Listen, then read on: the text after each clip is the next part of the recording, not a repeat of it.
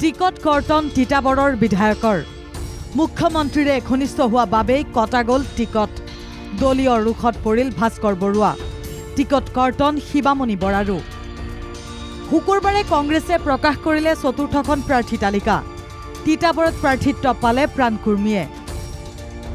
তিতাবৰ প্ৰয়াত তৰুণ গগৈৰ গৃহ সমষ্টি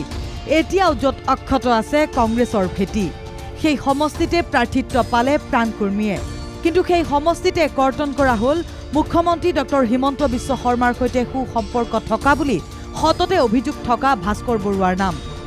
ইয়াৰ পিছতে ভাস্কৰ বৰুৱাৰ বাসগৃহত গৌৰৱ গগৈ গো বেক ধনী ভাস্কৰ বৰুৱাৰ বাসগৃহত উপস্থিত হ'ল ক্ষোভিত একাংশ সমৰ্থক কলে এই অন্যায়ৰ প্ৰতিবাদ হ'ব টিকট কৰ্তন সন্দৰ্ভত হাইকমাণ্ডৰ নিৰ্দেশ মানি লোৱা বুলি প্ৰতিক্ৰিয়া প্ৰকাশ কৰিলে ভাস্কৰ বৰুৱাই প্ৰতিনিধি হিচাপে 5টা বছৰৰ কাৰণে মই এটা কাৰ্যকাল পালোঁ কিন্তু বৰ্তমান সময়ত আমাৰ দলীয় কিছুমান সিদ্ধান্ত হৈছে বহুত জেগাত আমাৰ পাবলগীয়া মানুহে টিকেট আমাক কৰ্তন কৰা হৈছে গতিকে তেনেকুৱা কিছুমান সিদ্ধান্ত আমাৰ দলীয় নেতৃত্বই আমাৰ লৈছে তাৰ মাজত ময়ো পৰিছোঁ গতিকে দলীয় যিটো সিদ্ধান্ত সেইটো আমি মানি লৈছোঁ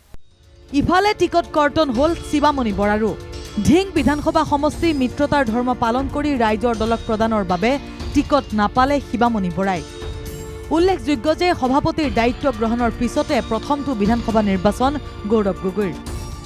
টিকট প্ৰদানৰ ক্ষেত্ৰতো যথেষ্ট নিৰীক্ষণ হৈছে প্ৰাৰ্থী কংগ্ৰেছৰ চতুৰ্থ তালিকা প্ৰকাশলৈকে কৰ্তন হৈছে কেইবাগৰাকীও বিধায়কৰ নাম তিতাবৰৰ পৰা অমৰজিৎ ৰাজপুতৰ সহযোগত জবা দাসৰ ৰিপৰ্ট NKTV+ গুৱাহাটী।